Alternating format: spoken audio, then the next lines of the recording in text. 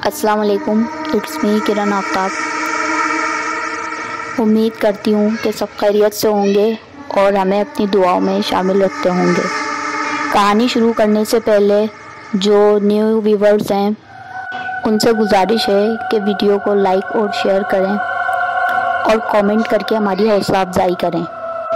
तो चलिए बढ़ते हैं कहानी की तरफ, जो कि सच पर मबनी है। बात कुछ यूँ है कि हमारी भाभी की फैमिली ने कराची के एक जाने माने इलाके में घर ख़रीदा और वहाँ शिफ्ट हो गए। घर काफ़ी पुरानी तर्ज का बना हुआ था और 35 लाख में बना बनाया घर मिल गया। सब खुश थे कि कम पैसों में अच्छा घर मिल गया है। घर में अफराद भी गिनती के ही थे। भाभी की अम्मी, जिन्हें हम पुप्पो कहते थे, इनके शौहर, 2 बेटे और 2 बहुएं रहती थीं। बड़ा बेटा नीचे वालिदैन के साथ रहता था और छोटा बेटा ऊपर पोर्शन में अलग रहता था।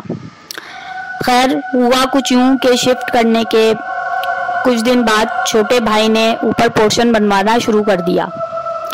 जब छत डाली तो अचानक छत गिर पड़ी, लेकिन अल्लाह का शुक्र हुआ कि किसी को कोई नुकसान नहीं पहुंचा। मजदूर वगैरह सब की बचत हो गई। सब ने इस बात को नॉर्मल ही लिया और फिर दूसरी बार छत डालने लगे तो फिर छत गिर गई और एक मजदूर का हाथ टूट गया। घर वाले सब परेशान हो गए। खानदान के बड़ों ने कहा कि एक बार घर का इस्तिखारा करवा लो। बड़े भाई, जिनका नाम शकील था, उन्होंने कहीं से हिसाब करवाया तो पता चला कि घर में पहले एक दरख्त मौजूद था जो कि सहन के बिल्कुल बीच में था। इस पर जिन्नात का पूरा कबीला रहता था। पुप्पो की फैमिली से पहले जो इस घर में रहते थे, उन्होंने वो दरख्त कटवा दिया था। जिन्नात ने फिर इन्हें तंग करना शुरू कर दिया, जिसकी वजह से वो ये घर कम कीमत पर बेचकर चले गए।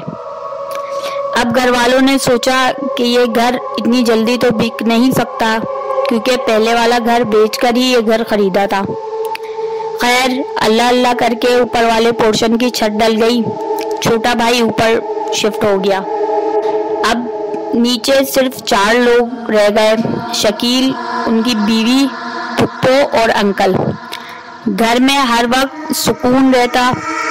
अंकल नमाजी परहेजगार थे, वो हर वक्त जिक्र और अज़कार में मशगूल रहते। पुप्पो भी नमाज की पाबंद थी और उनकी बहू भी नमाज वगैरह की काफ़ी पाबंद थी। रुखसार भाभी बताती हैं कि एक दिन फजर के वक्त में नमाज पढ़ने उठी, वुज़ू करके कोने वाले कमरे के पास से गुजरी तो देखा कमरे में कोई सफ़ेद कपड़ों में मलबूस जाए नमाज पर बैठा है।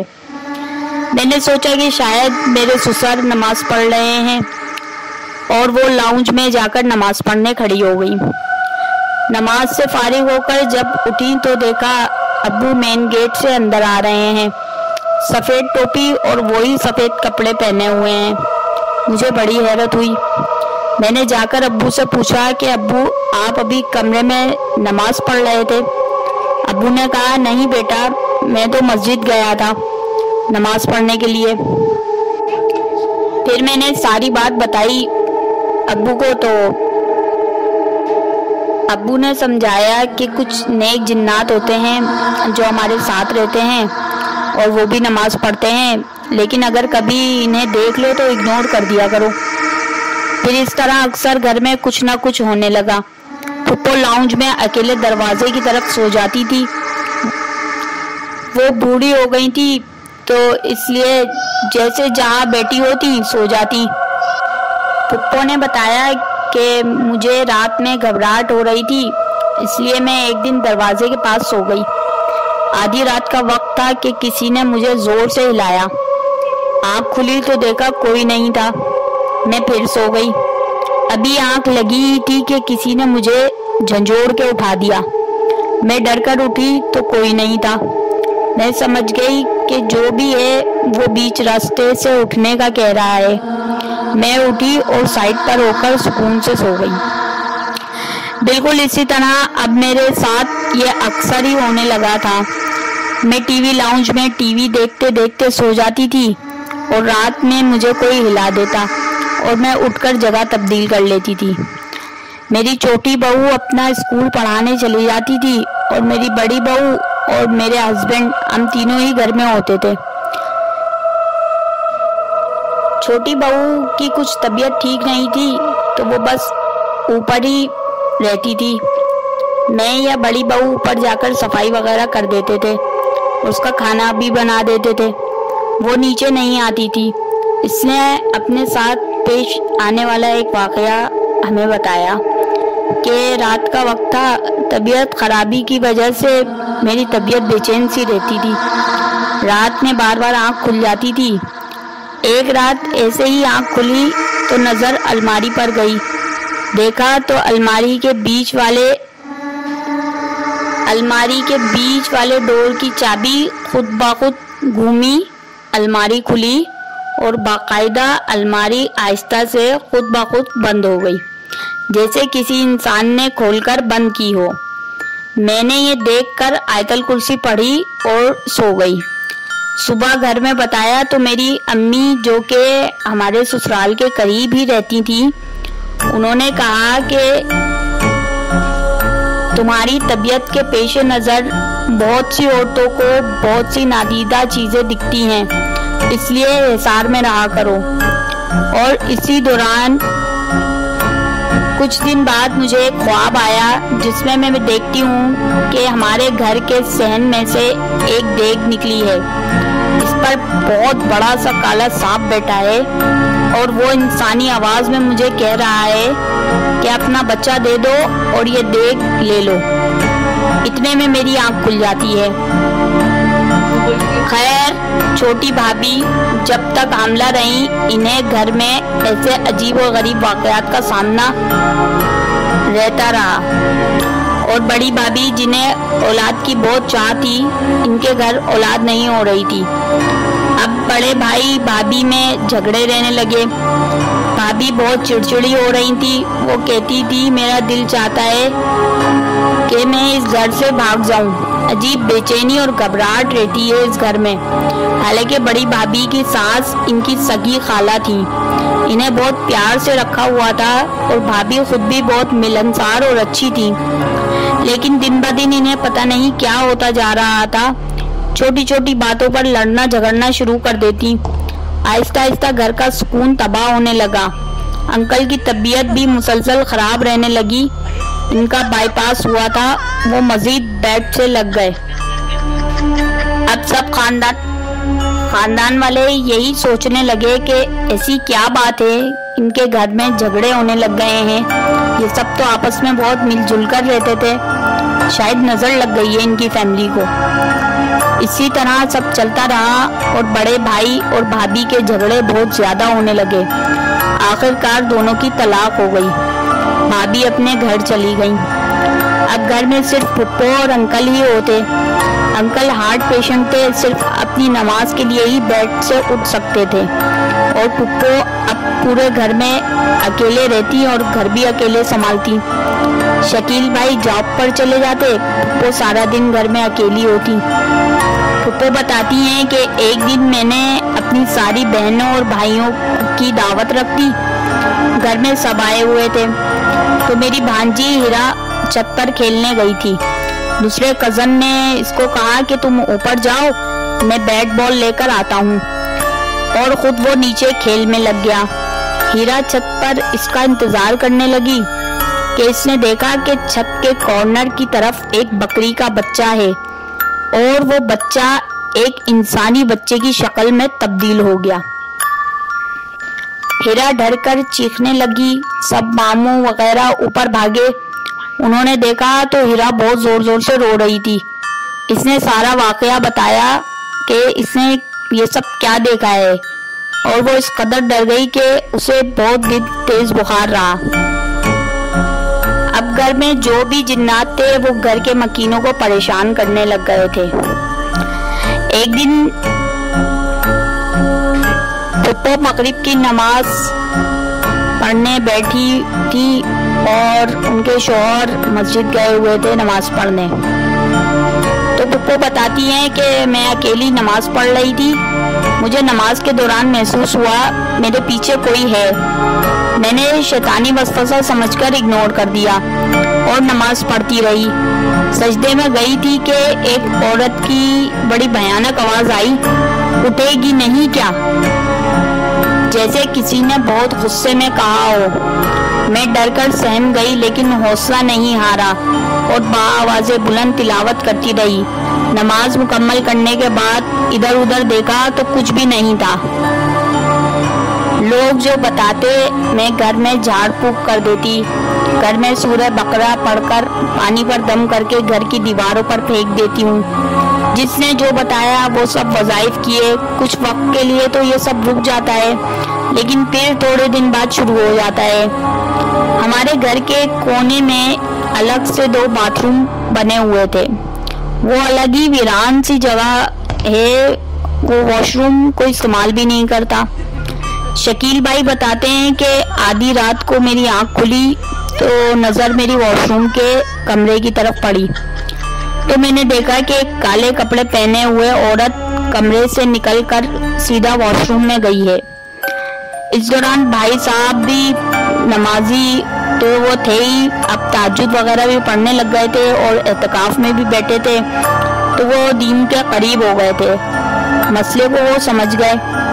انہوں نے بتایا کہ میں تو سارا دن آفس میں ہوتا تھا، رات کو ہی آتا تھا۔ میری بیوی اور امی بتاتے تھے کہ گھر میں ایسا ایسا ہوا ہے لیکن میں ان کا وہم سمجھتا تھا اور یقین نہیں کرتا تھا۔ اب جب میں نے خود اپنی آنکھوں سے گھر میں ایک کالے لباس میں عورت کو دیکھا تو مجھے یقین ہو گیا اور میں سوچنے لگا کہ یہی جنات ہیں جو گھر میں لڑائی کرواتے ہیں اور میری ازدواجی زندگی برباد کرنے میں بھی انہی کا ہاتھ ہوگا۔ اب مجھے سوچ سوچ کر غصہ آنے لگا، کچھ بھی کر کے انہیں گھر سے بھگانا ہے۔ میں نے تمام بات آفس میں ایک دوست سے شیئر کی۔ اس نے ایک آدمی کا پتہ بتایا اور کہہ دیا کہ اب تم اپنی ذمہ داری پر جاؤ، مجھے جو پتا تھا تو میں نے تمہیں بتا دیا۔ دوسرے دن میں بتائے گئے پتے پر پہنچ گیا۔ ایک آدمی کالے لباس میں گدی پر بیٹھا تھا، شکل سے ہی بنگالی لگ رہا تھا۔ میں نے سلام دعا کر کے اس کو ساری بات بتائی۔ اس آدمی نے مجھے لوٹنے کے تمام ریکارڈ توڑ دیے۔ ظاہر سی بات ہے میں تو سمجھا ہی نہیں تھا، جب پیسہ سارا چلا گیا تو سمجھ آئی کہ یہ تو مجھے اچھا خاصی لوٹ چکا ہے۔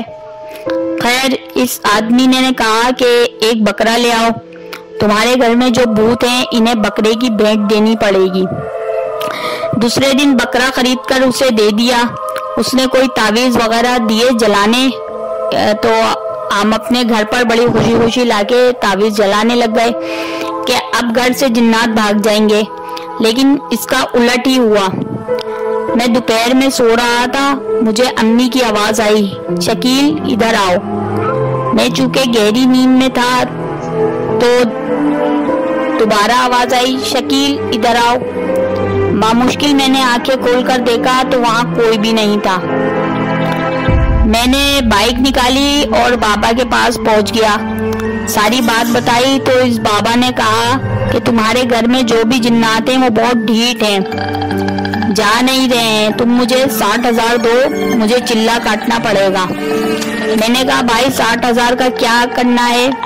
تو بابا نے کہا کہ ایک بکرا اور لانا ہوگا، اس کی بھیٹ دینی پڑے گی وغیرہ وغیرہ۔ اور میں سدا کا بے وقوف اس کی باتوں میں آ گیا اور اسے پیسے دے دیے۔ مختصر یہ کہ میں نے اس پاگل ڈھونگی بابا کے چکر میں سبھی پیسے برباد کر دیے۔ پھر میرے بہنوئی نے مجھے سمجھایا کہ بھائی اس دور میں آپ کو کوئی سچا بابا نہیں ملنے والا، خود کو مضبوط کرو اور حصار میں رہا کرو، باقی اللہ کی جو مرضی۔ اب میں نے سب حالات اللہ پر چھوڑ دیے ہیں، کیونکہ کوئی ایسا شخص نہیں ملا جس سے ہمارے مسئلے کا حل نکلا ہو۔ ہر کوئی یہی کہتا ہے کہ اتنی مٹھائی لے آؤ، اتنی دیگیں چڑھاؤ، یہ ساری فضول کی باتیں ہیں۔ ابھی یہ کچھ مہینے پہلے کا ہی واقعہ ہے کہ ایک دن سین میں بائک کھڑی تھی، پھپھو وہاں سے گزر رہی تھی تو اچھے خاصی کھڑی ہوئی بائک ان کے اوپر گر گئی۔ پھپھو پہلے ہی بوڑھی ہو گئی تھی اور کمزور بھی تھی، بائک کے نیچے ان کی ٹانگیں آ گئی۔ छोटे भाई ने आकर बाइक निकाली और उनका इलाज वगैरह करवाया। काफी अरसे बाद वो अल्लाह अल्लाह कर ठीक हो गई। फिर कुछ वक्त गुजरा, पुप्पो लाउंज से गुजर रही थी कि उन्हें महसूस हुआ कि उनके पीछे कोई खड़ा है, लेकिन वो ये चीज इग्नोर करती हुई आगे बढ़ गई। जब उन्होंने लाउंज में सीढ़ी पर पहला कदम रखा तो उन्हें किसी ने बहुत जोर से धक्का दिया। वो सीढ़ी से नीचे बहुत बुरी तरह गिरी। इनकी टांग पर पहले ही चोट लगी थी, दोबारा लग गई और दांत भी टूट गए। आंख के पास जो हड्डी होती है, इस हड्डी पर भी लगी। वो गिर गई और इनके हलक से आवाज नहीं निकल रही थी। वो बोलना चाह रही थी लेकिन आवाज नहीं निकल रही थी। वो ऐसे ही फर्श पर काफी देर पड़ी रही। छोटी भाभी का बेटा नीचे खेलने आया तो इसने देखा। इसने अपनी माँ को आवाज दी और फिर इस तरह पुप्पो को उठाकर हॉस्पिटल लेकर गए। पुप्पो को जगह जगह नील पड़े हुए थे। हम खुद उन्हें देखने गए तो हमें खुद यकीन नहीं आ रहा था कि सिर्फ 5 सीढ़ियों से गिरने की वजह से उन्हें इतनी ज्यादा चोटें आई हैं। फिर बाद में ये सारी बात पुप्पो ने बताई कि ऐसा हुआ था, कुछ पता ही नहीं चला, बस पीठ पर किसी के 2 हाथ जोर से लगे और मैं गिर गई। और कल रात ही भाभी के पास कॉल आई कि पुप्पो गिर गई हैं। इन्हें सिविल अस्पताल लेकर गए हैं और सुबह 4 बजे इन्हें डिस्चार्ज किया गया और फिर हम घर आए। फिर बड़े भाई भाभी पुप्पो की तरफ चले गए तो मैंने पुप्पो को कॉल करके खैरियत पूछने के लिए उनसे बात की। तो मैंने उनसे पूछा कि आप कैसे गिर गईं, और फिर उन्होंने मुझे ये सब मामलात बताए अपने घर के कि ऐसे ऐसे हमारे साथ मामलात हो रहे हैं। बहरहाल इस तरह के अजीब और गरीब और जानलेवा वाक़यात उनके घर में हो रहे हैं, होते चले आ रहे हैं। पुप्पो को इस घर में 4 से 5 साल हो गए हैं, लेकिन अब तक इन्हें कोई ऐसा आदमी नहीं मिला जो इनके घर को इस नादीदा मखलूक से आज़ाद करवा सके। आप सबसे गुजारिश है कि इनकी सेहत के लिए दुआ कीजिए। ये कहानी बिल्कुल सच पर मबनी है और किसी ने मुझे दी थी कि मैं ये कहानी उनकी ज़ुबानी सुनाऊं। अगर आपको कहानी पसंद आई तो प्लीज़ मेरे चैनल को लाइक करें, सब्सक्राइब करें। Thank you very much.